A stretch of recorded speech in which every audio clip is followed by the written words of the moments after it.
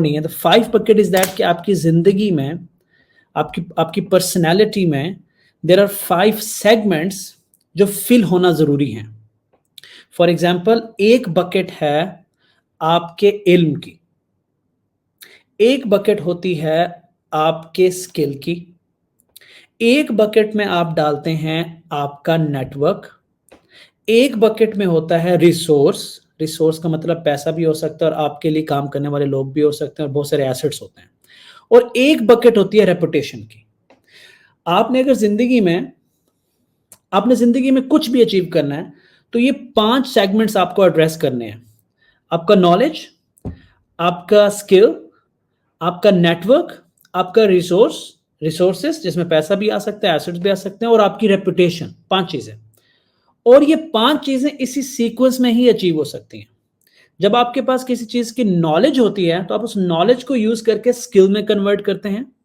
जब आपके पास स्किल है, आप कुछ अच्छा प्रोड्यूस कर रहे हो ईमानदारी के साथ, तो लोग आपके साथ जुड़ते हैं कि यार लोगों को आपके अंदर फायदा नजर आता है, लोग आपके साथ बिजनेस करेंगे, वो आपका एक नेटवर्क डेवलप होता है।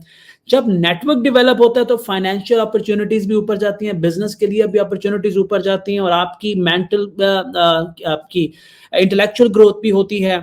आपका नेटवर्क जब बड़ा होता है, जब नेटवर्क बड़ा होता है, आपको फाइनेंशियल बेनिफिट होता है, तो आपके रिसोर्सेज बढ़ते हैं। जब आपके रिसोर्सेज बढ़ते हैं, जिनके अंदर एसेट्स भी हैं और पैसा भी है, तो फिर इन चारों चीजों से आपकी एक रेपुटेशन बनती है। और वो रेपुटेशन जो होती है वो अल्टीमेट एक वेपन होता है जिससे आप एक मैसिव इंपैक्ट क्रिएट कर सकते हैं कम्युनिटी के अंदर। और इन 5 चीजों में से आप कुछ मिस नहीं कर सकते। आपको एक सीक्वेंस में जाना होता है, इन सबको फिल करना होता है। सो ये 5 चीजें, अब आपको मैं बताता हूं कि इनका फायदा क्या है। अब इनकी डिटेल में जाते हैं।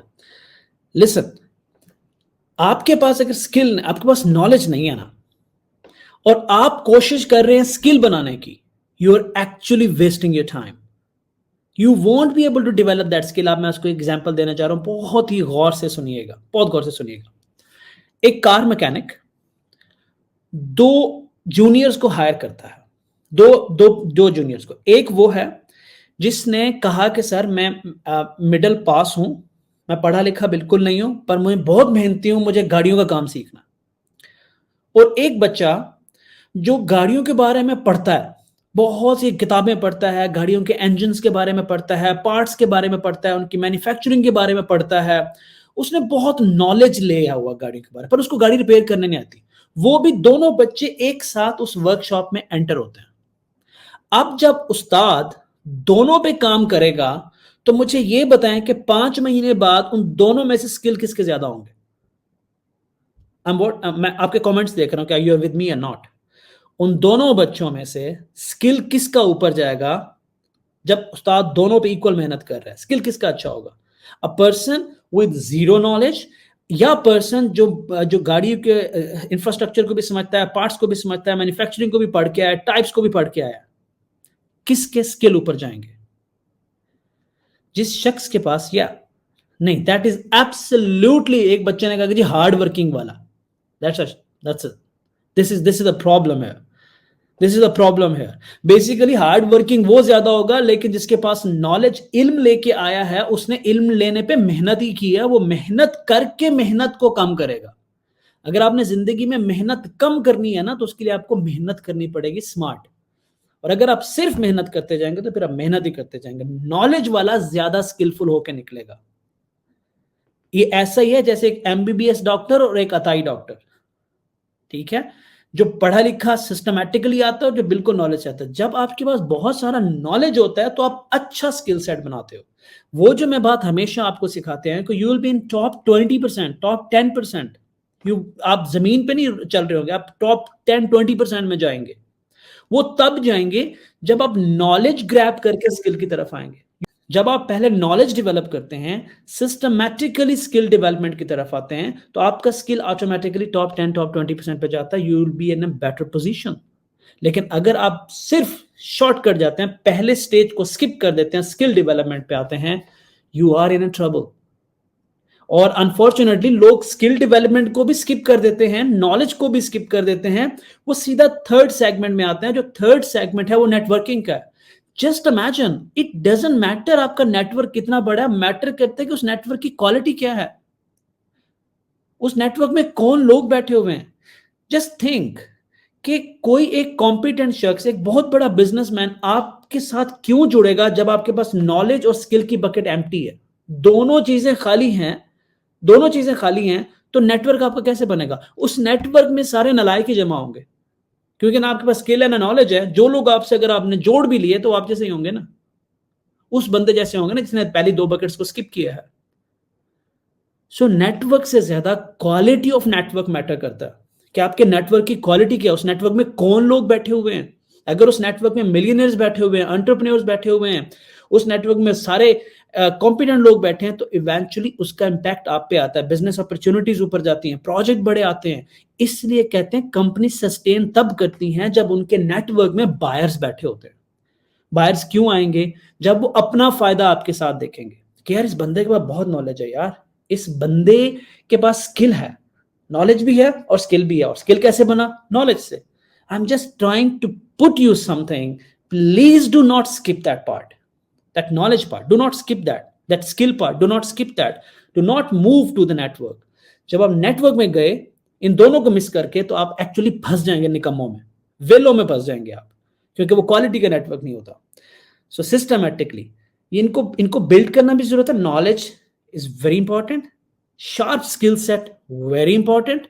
By using these two segments, you have to develop a network, a quality network, और वो इन दोनों चीजों से ही पॉसिबल है। सो नाउ जस्ट इमेजिन आपके नेटवर्क भी है, you have got a skill set, you have got a knowledge, so who can stop you? अब आपको बिजनेस के पीछे नहीं जाना, अब आपको क्लाइंट हंटिंग नहीं करनी। ये वो एक चीज है that I have been telling you कि you have to attract client, people will come to you.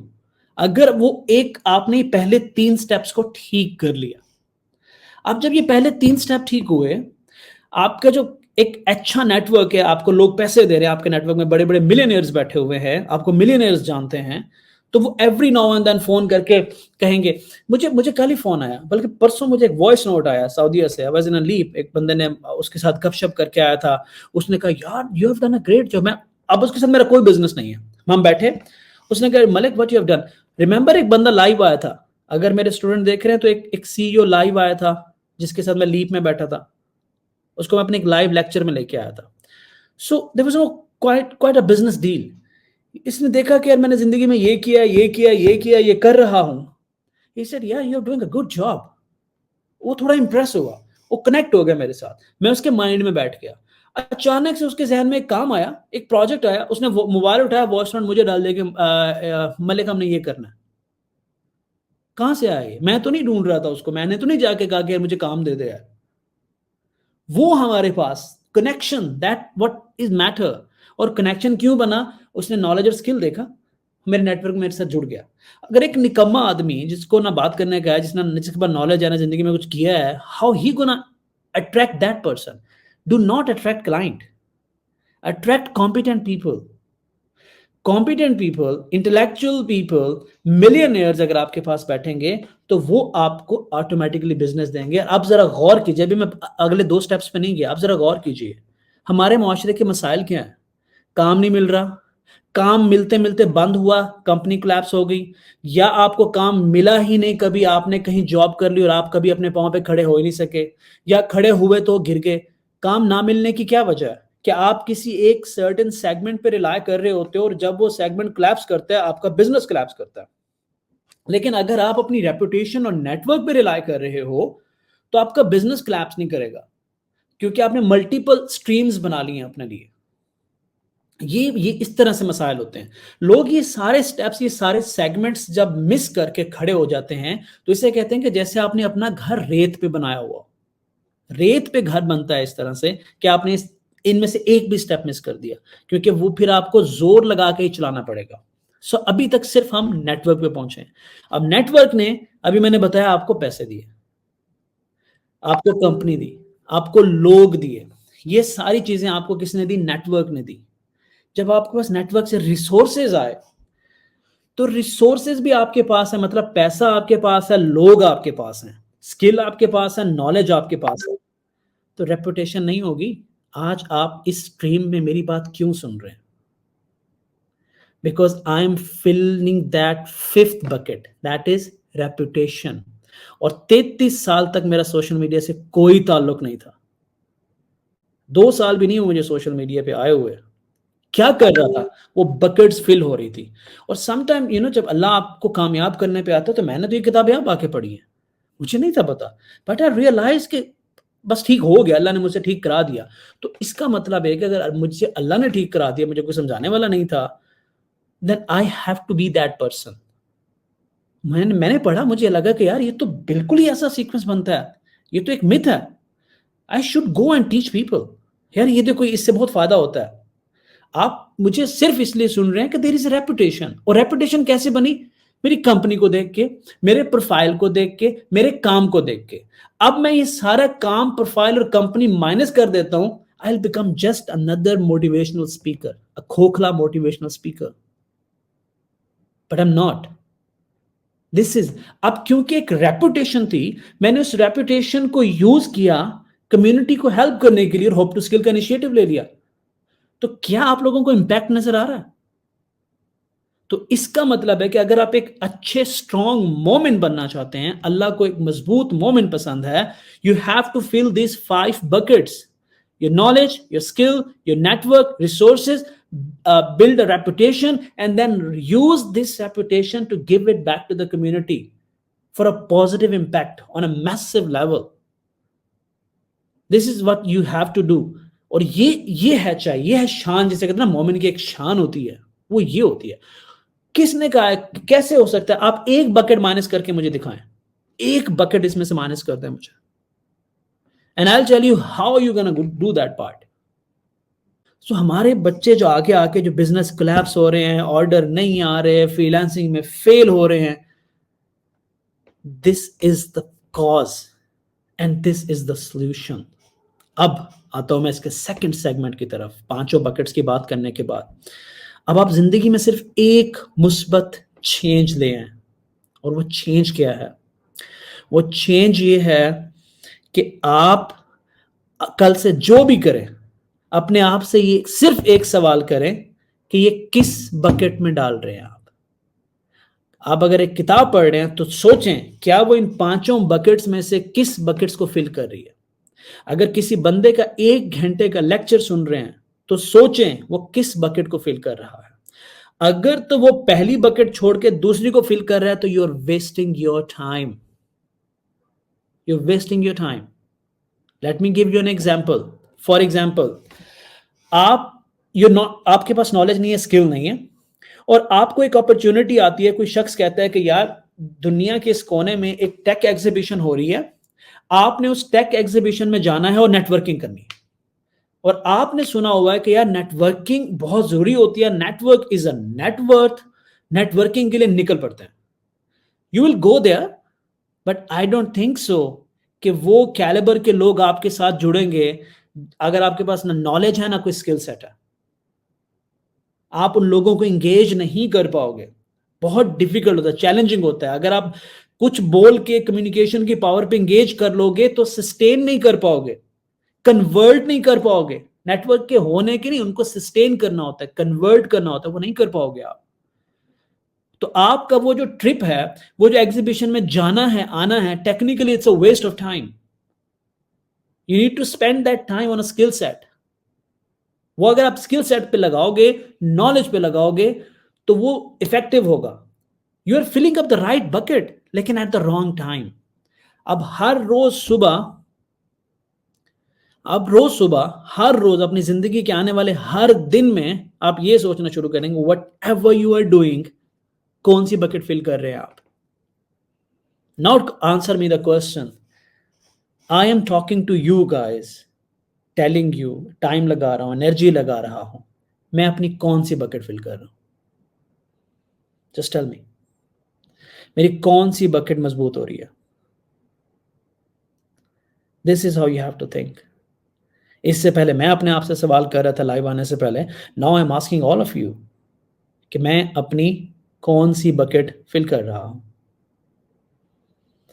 No, I am not building resources, I am not building knowledge, reputation, isn't it? आपको फायदा नहीं होगा, आपको नॉलेज नहीं मिलेगी, आपको अगर फायदा होगा तो रिप्यूट बढ़ती है। और नेटवर्क इज इनएविटेबल। मेरा नेटवर्क जो है वो डिफरेंट लेवल पे बनता है, क्योंकि जैसे जैसे स्टेज ग्रो करते हो आप नेटवर्क के लिए भी बड़े पिक एंड चूज करते हो कि आपने किस बंदे के साथ नेटवर्किंग करनी है, किसके साथ नहीं करनी। ये भी एक बहुत बड़ा डिसीजन होता है। I am filling my 5th bucket and ये कभी भी नहीं भरने वाली। I'll keep on doing, I'll keep on doing। इसको भरना इतना मुश्किल नहीं है जितना इसको सस्टेन करना मुश्किल है। रेपुटेशन बनाना कोई कमाल की बात नहीं है, आपके साथ आपके हाथ से कोई चीज सरजद हो जाए, जितना उस रेपुटेशन को हर रोज बचाना मुश्किल होता है। कैमरे के आगे सामने से आने से पहले ना सोचना होता है कि यार am I going to give some value या I am just gonna talk shit, time pass करने जा रहा हूँ, या से व्यूज आएंगे ब्ला ब्ला ब्ला। अगर मैंने व्यूज लेने होते ना मैं अपने मेन चैनल पे बैठा होता, पैसे भी आते और व्यूज भी आते। लेकिन प्रॉब्लम इज दैट कि मुझे उधर ना एआई के ऐसे लोग बैठे हुए हैं जो एक जिंदगी की स्टेज क्रॉस कर गए हैं, and I really want to talk to you guys. One on one type of feeling होती है कि यार that's how you go and fill your bucket. Now tell me कि आप जिंदगी में कौन सी बकेट फिल कर चुके हो और कौन सी कर रहे हो। आई वांट टू वॉच कि इस थ्योरी का असर आप पे क्या हुआ एंड ये ऑडियंस क्या कहना चाहती है। मैं इतनी सी बात पे स्ट्रीम खत्म करने वाला हूं, मैं ज्यादा लेक्चर नहीं दूंगा क्योंकि ये आपके concept and this is one law और बहुत सारे ऐसे लॉज हैं। अगर आपको वाकई लगता है कि कल हम सेकंड लॉ पे बात करें और इसी तरह से मैं आपको डिलीवर करूं, सो आई विल सी कल सुबह उठ के देखूंगा कि आपने इस वीडियो का क्या किया।